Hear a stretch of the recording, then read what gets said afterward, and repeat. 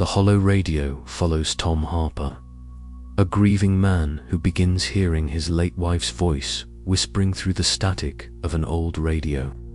At first it feels like hope, but the messages grow darker, warning of something coming. Drawn deeper into forbidden frequencies, Tom uncovers the town's hidden tragedies and a sinister force feeding on sorrow. The more he listens, the stronger the presence becomes, twisting his grief into terror. Is Claire truly calling from beyond, or is it a trap? A chilling tale of loss, obsession, and the deadly cost of listening too closely. The night had settled over the town like a thick, suffocating blanket. In his small, cluttered living room, Tom Harper sat hunched over an old, battered radio, the only source of light a dim amber glow from its dials. The air was heavy and still, save for the low hum of the device that seemed to pulse with a life of its own. Outside, the world was swallowed by darkness and fog, the street lamps casting trembling shadows that merged with the creeping silence. Tom's fingers trembled as they moved over the radio's controls, adjusting the frequency in a desperate attempt to find anything that might break through the endless static. Weeks had passed since Claire's death, and the emptiness she left behind weighed on Tom like a relentless tide. The house felt hollow, every corner whispering memories that stabbed at his heart. He had become a ghost himself, wandering through the rooms, talking to shadows, searching for a connection that no longer existed. His nights were restless, haunted by dreams where Claire's voice was just out of reach, a fragile thread he couldn't grasp. Tonight, as the static crackled and hissed, something different stirred. Amid the white noise, a faint voice emerged, soft, trembling, and achingly familiar. Tom's breath caught in his throat. He leaned closer, eyes straining in the dim light, heart hammering against his ribs. The voice was broken, fragmented by the interference, but the tenderness, the unmistakable cadence, pulled at something deep within him. "Tom, beware, it's coming." The words were barely audible, swallowed by bursts of static, but the meaning was clear. It was Claire. Tears pricked at the corners of Tom's eyes as a surge of hope and terror collided inside him. Was it really her, or some cruel trick of his grief-addled mind? The voice faded as quickly as it had come, leaving behind only the relentless crackle of the radio. Unable to tear himself away, Tom adjusted the dial again, chasing the elusive sound. The voices tangled together, whispers, laments, and warnings from other unseen presences, layered beneath the static like a chorus of lost souls. The weight of their sorrow pressed against his chest, each fragment a reminder of the fragile boundary between life and death. In the silence of the room, the radio's glow reflected in the window pane, casting Tom's pale, drawn face back at him like a spectre. The room felt colder now, as if the very air had thickened with unseen presence. The voices seemed to reach out, threading through the static to touch the raw wound of his heart. As the night deepened, Tom sat motionless, caught between despair and a desperate hope. Claire's fragmented warning echoed in his mind, a chilling promise that something dark was coming, something that threatened to shatter the fragile veil between worlds. The radio, once a relic of his past life as a technician, had become a conduit to the unknown, drawing him into shadows that stretched far beyond the boundaries of the living. He knew, with a certainty that was both terrifying and resolute, that his life had changed forever. The static whispers were no accident. They were a call, a summons to confront the grief and darkness that lurked beneath the surface of the townland within himself. Tom's fingers tightened around the radio's cold casing, the words of Claire's warning burning in his thoughts. He would listen, he would seek answers, and whatever came next, he would not turn away. The night outside stretched on, silent but for the crackling voices that haunted the airwaves, pulling Tom deeper into the mystery and into the heart of his own sorrow. And so, the first threads of a terrifying journey wove themselves in the dark, where grief met the unknown, and the static whispered secrets that threatened to unravel everything Tom held dear.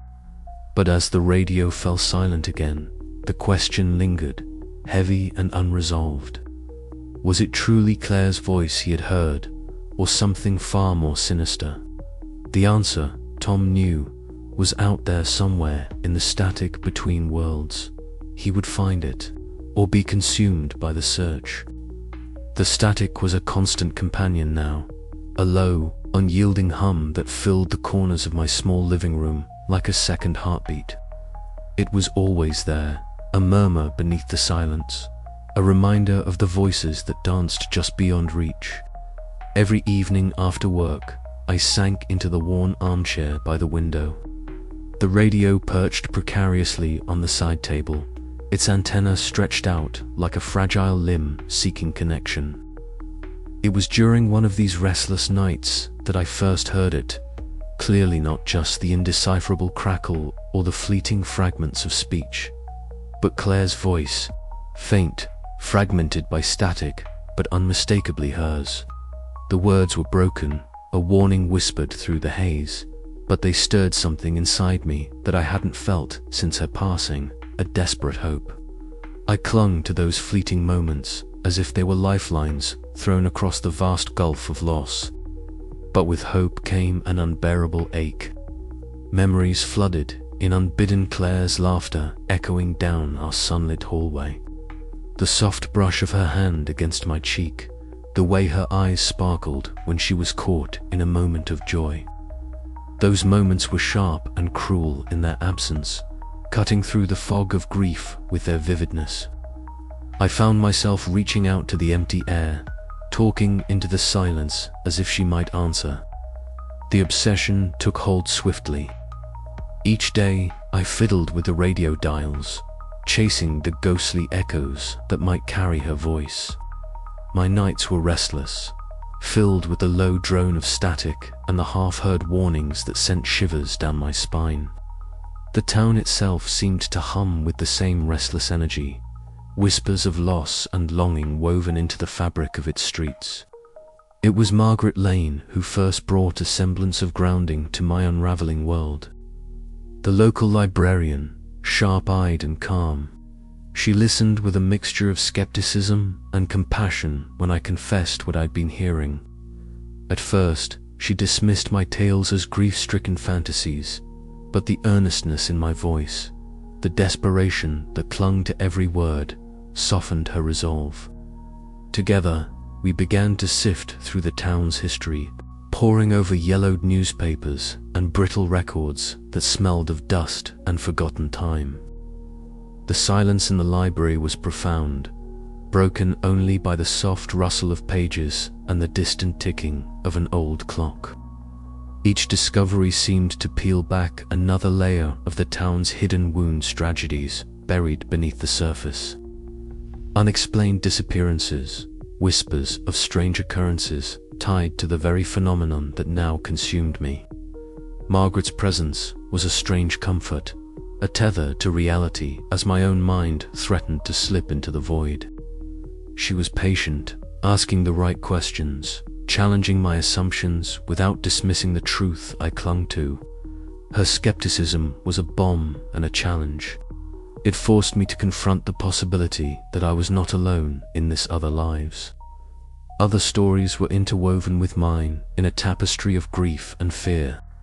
One afternoon, as the sun dipped low, casting long shadows through the stained glass windows of the library, I shared with Margaret the fractured voices I'd heard, the warnings, the pleas, Claire's voice cutting through the static with an urgency that made my heart pound. Her eyes softened, a mixture of concern and dawning belief reflecting back at me. She reached out, placing a gentle hand on my arm, grounding me in a moment suspended between doubt and hope. The more we uncovered, the more I felt the weight of the town's collective sorrow pressing down like a storm cloud ready to burst. The radios weren't just picking up random interference, they were resonating with something far darker, something ancient awakened by the grief that hung heavy in the air. At times, the line between memory and reality blurred. I would catch myself staring into the empty room, hearing Claire's laughter ripple through the silence or feeling the brush of her hand on my skin.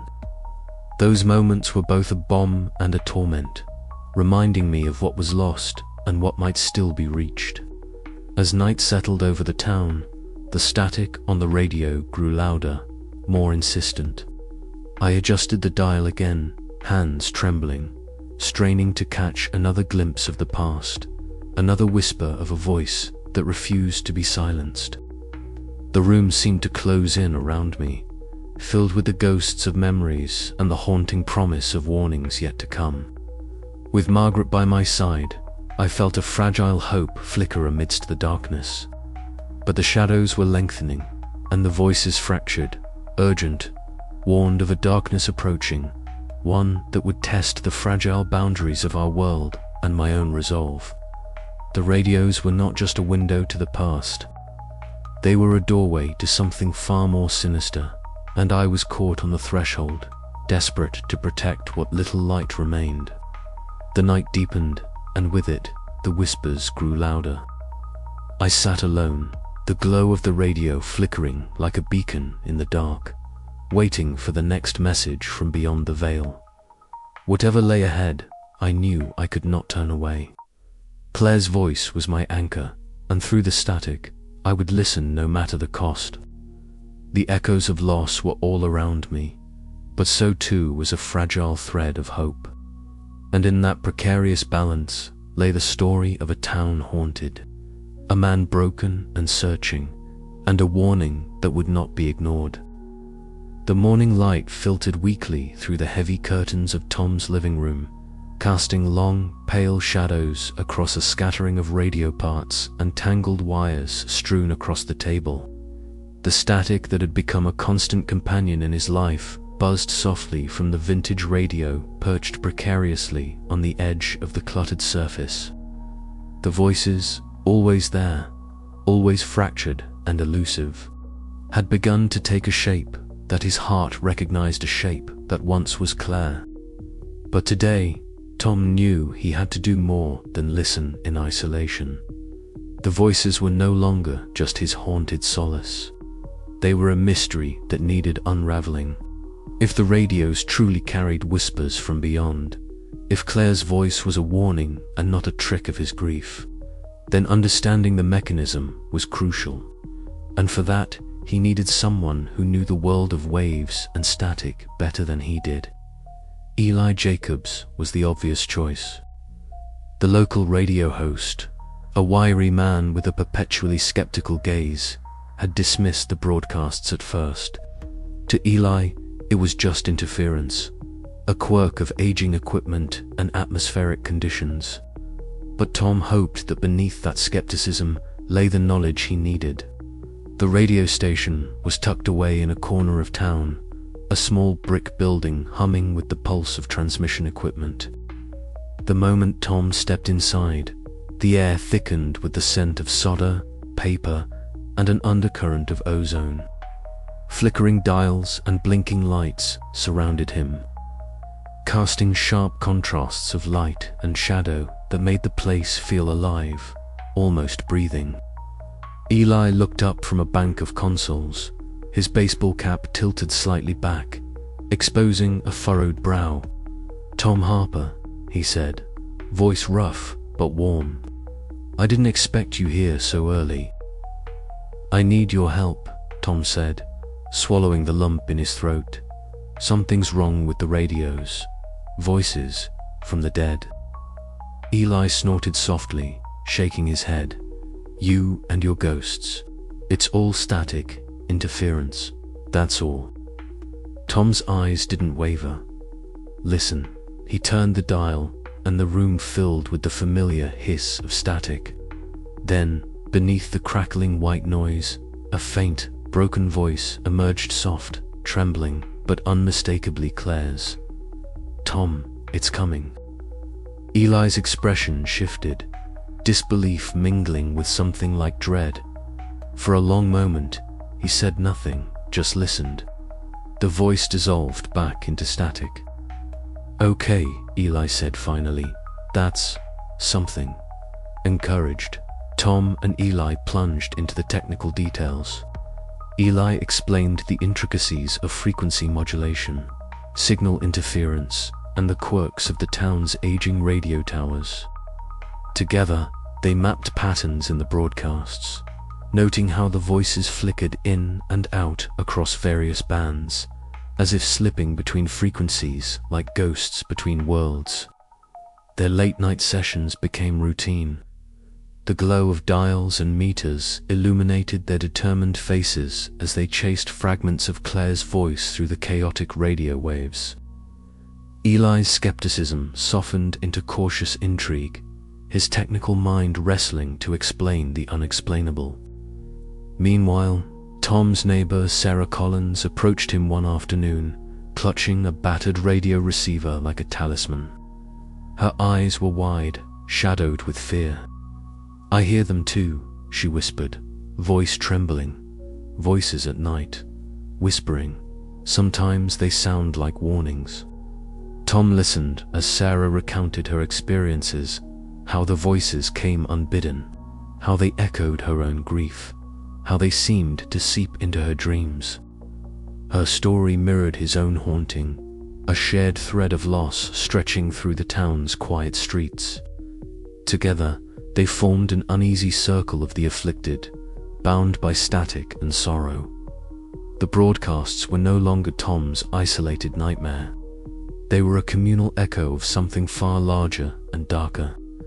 As the days passed, the voices grew more insistent, more fragmented, Claire's warnings sharper, more urgent.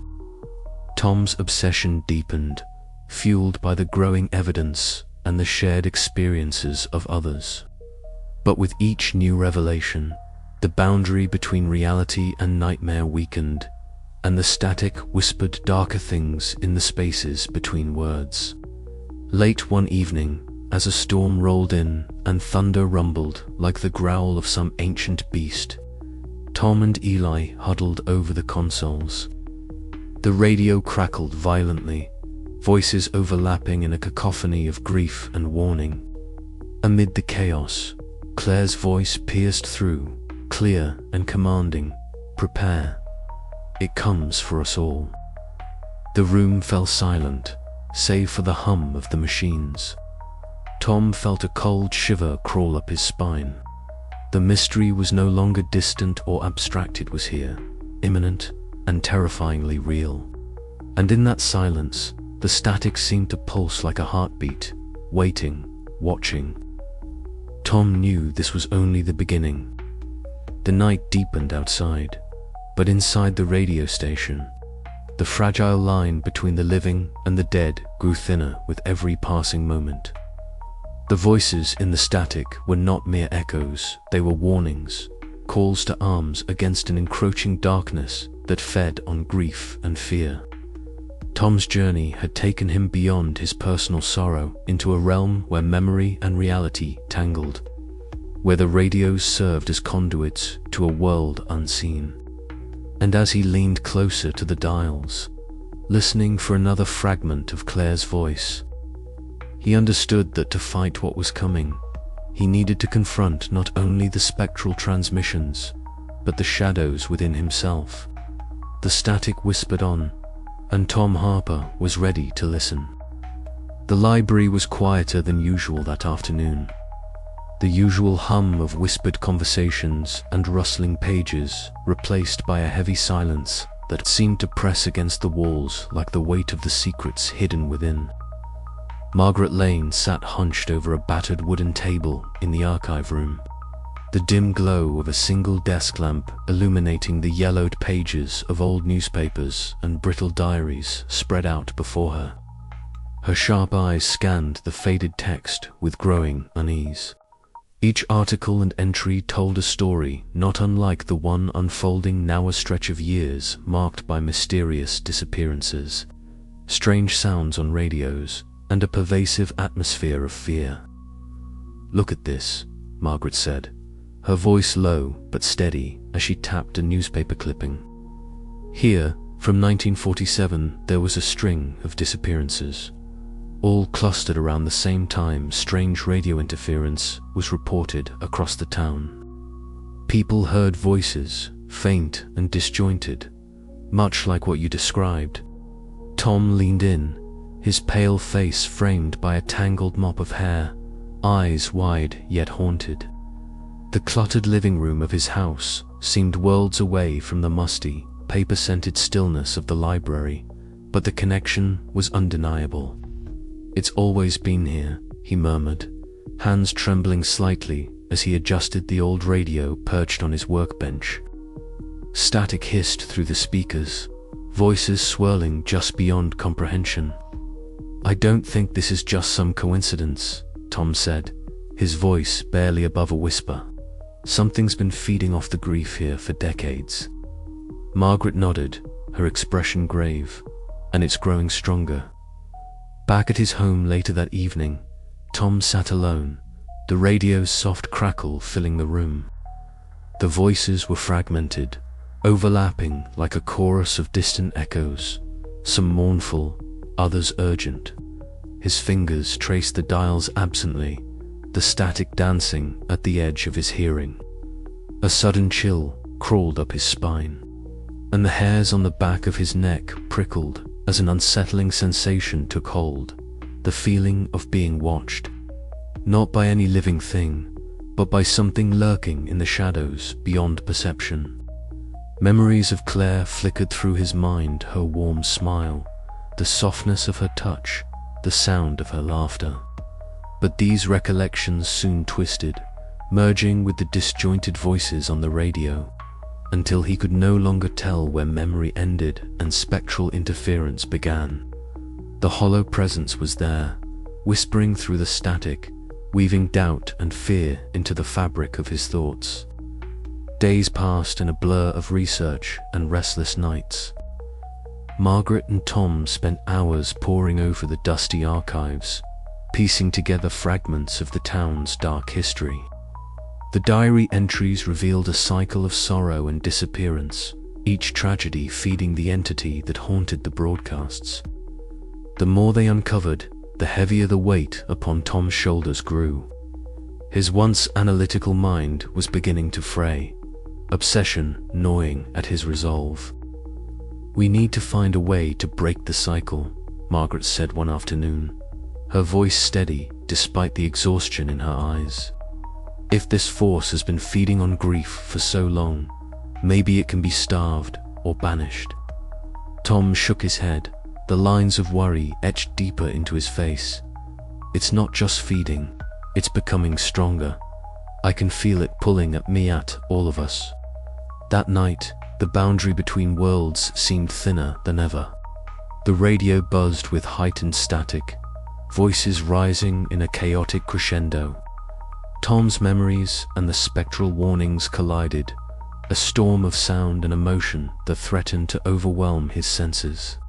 Yet through the turmoil, Claire's voice emerged clearer than before, fragile, urgent, a tether to the light amidst the growing darkness.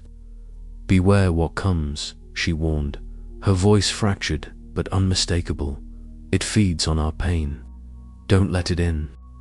Tom's fists clenched around the radio's edge, determination flaring despite the fear and confusion. The hollow presence was no longer a distant shadow, it was here, entwined with the very air he breathed. And to protect the living, he would have to face it, even if it meant losing himself in the process. As the static swelled once more, the room seemed to close in, and the night stretched on, heavy with the promise of revelations yet to come. The signals from beyond were no longer just whispers, they were a call to arms, and Tom was listening.